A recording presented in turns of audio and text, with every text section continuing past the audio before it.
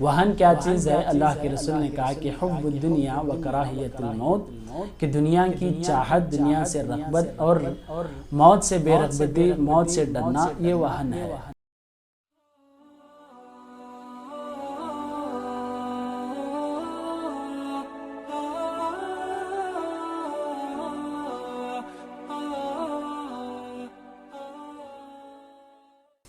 السلام علیکم ورحمۃ اللہ وبرکاتہ، الحمدللہ رب العالمین والصلاة والسلام علی رسولہ الکریم، اما بعد فاعوذ باللہ من الشیطان الرجیم، بسم اللہ الرحمن الرحیم۔ ان الساعة لآتیۃ لا ریب فیہا ولکن اکثر الناس لا یؤمنون۔ محترم سامعین اکرام، قیامت قائم ہوگی، ہر مسلمان کا ایمان اور یقین ہے۔ قیامت قائم ہوگی، حساب و کتاب ہوگا، انسان کے عمل کے بدلے میں اسے جنت اور جہنم کا فیصلہ ہوگا۔ یہ تمام چیزیں ہمارے لیے زندگی گزارنے اور زندگی صحیح راستے پر گزارنے، ایک کامیاب زندگی گزارنے کے اہم اسباب ہیں۔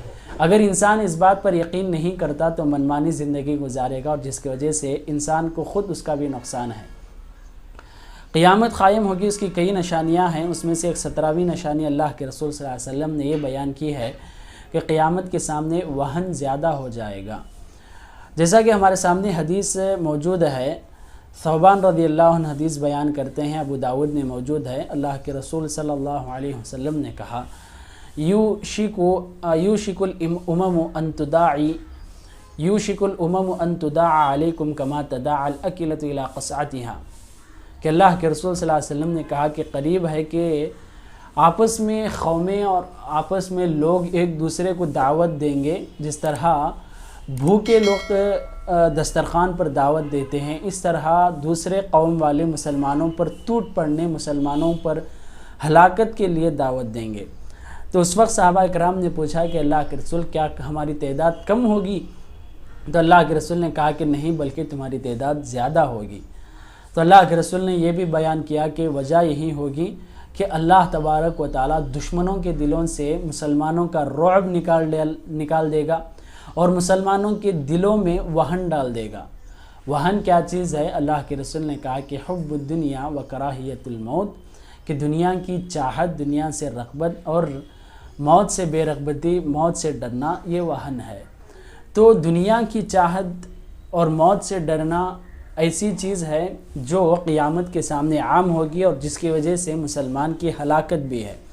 اللہ کے رسول صلی اللہ علیہ وسلم یہ جو نصیحت کیے ہیں، اس میں ہم کو دونوں طرف توجہ دینے کی ضرورت ہے کہ دنیا سے رغبت اور موت سے ڈر، دنیا کی حقیقت بھی جاننا ہوگا اور موت کی حقیقت بھی جاننا ہوگا، اور جو چیز صحیح ہے اس سے محبت کرنا ہے، اور جو چیز فانی ہے اس سے ہم بچ کر رہنا چاہیے۔ اب میں ہر ایک کے متعلق دو باتیں بیان کروں گا۔ حب الدنیا، دنیا سے محبت، جبکہ اللہ تبارک و تعالیٰ دنیا کے بارے میں کیا کہتا ہے؟ وما هذه الدنيا الا لهو ولعب، یہ دنیا کچھ نہیں ہے، صرف کھیل تماشا ہے۔ یہاں پر انسان پیدا ہوتا ہے اور خوشی مناتا ہے اور غم ہوتا ہے، اور انسان کماتا ہے اور اسے خرچ کرتا ہے، اور انسان ایک دوسرے کا مقابلہ کرتا ہے اور مرتا ہے، انسان اپنے ہی ہاتھوں سے دوسرے انسان کو دفنا دیتا ہے۔ یہ کھیل اور تماشا، اس کے علاوہ کچھ نہیں ہے۔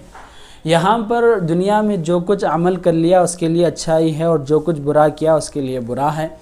اور دنیا کی حقیقت اللہ کے رسول نے ایک حدیث میں یہ بیان کی ہے کہ ایک مرتبہ اللہ کے رسول اور صحابہ اکرام چل رہے تھے، اللہ کے رسول نے بازو میں ایک سڑی ہوئی بکری اور سڑا ہوا جانور دیکھے۔ اللہ کے رسول نے کہا کہ یہ مردار جانور جس میں کیڑے پڑے ہیں اور یہ سڑا ہوا ہے، اسے کون خریدے گا؟ تو صحابہ اکرام نے کہا کہ اللہ کے رسول اسے کون خرید سکتا ہے؟ اگر یہ فری سے دے دیا جائے اس کے باوجود بھی کوئی اسے حاصل نہیں کرے گا۔ تو اللہ کے رسول نے کہا کہ اللہ تبارک و تعالیٰ کی نگاہ میں دنیا کی یہی حقیقت ہے، اور اس سے بھی بدتر حقیقت ہے اگر اللہ کے نگاہ میں مچھر کے برابر بھی دنیا کی حقیقت ہوتی تو اللہ تبارک و تعالیٰ کسی کافر کو ایک گھٹ پانی بھی نہیں دیتا۔ تو اللہ تبارک و تعالیٰ کے پاس ایک مچھر کے پر کے برابر بھی اس دنیا کی حقیقت نہیں، مگر مسلمانوں کے دلوں میں قیامت کے سامنے یہ دنیا کی چاہت، رغبت بڑھ جائے گی۔ پیسہ اور مال، دولت، گاڑی سواری، اپنا گھر، اپنے جائیداد کے پیچھے لوگ پڑیں گے، عبادت چھوڑ دیں گے۔ قیامت کی بہت بڑی نشانی ہے۔ موت کے بارے میں بھی حقیقت پہچاننے کی کوشش کریں۔ موت بہت اچھی چیز ہے، اس وجہ سے کہ اللہ کے رسول صلی اللہ علیہ وسلم نے کہا کہ زیادہ سے زیادہ موت کو یاد کریں جو اپنے خواہشات کو قابو میں رکھنے کے ایک اہم ذریعہ ہے۔ اللہ کے رسول زیادہ سے زیادہ قبرستان کا زیارت کرتے تھے اور زیارت کرنے کا حکم دیا ہے تاکہ موت یاد آئے اور قیامت کی تیاری کرے۔ اور یہ موت ایسی چیز ہے کہ جو ہم کو اللہ تبارک و تعالیٰ سے ملاقات کراتی ہے اور ہم کو جو ہمارا اصل ٹھکانہ جنت ہے اس وقت تک پہنچاتی ہے۔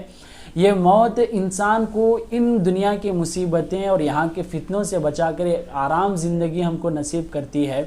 اس وجہ سے ہم بہترین موت کی دعا کرتے رہنا چاہیے۔ ہم موت کو نہیں مانگنا چاہیے بلکہ موت کی خواہش اور موت کے لیے بہترین دعا کرنا چاہیے، جیسا کہ اللہ کے رسول صلی اللہ علیہ وسلم خود ہم کو ایک دعا سکھائی ہے۔ اللہ کے رسول صلی اللہ علیہ وسلم نے کہا کہ اللہ تعالیٰ مجھے اس وقت تک باقی رکھ، زندہ رکھ جب تک میرا زندہ رہنا بہتر ہو، اور مجھے موت عطا کر جب میرا مرنا میرے لیے بہتر ہو۔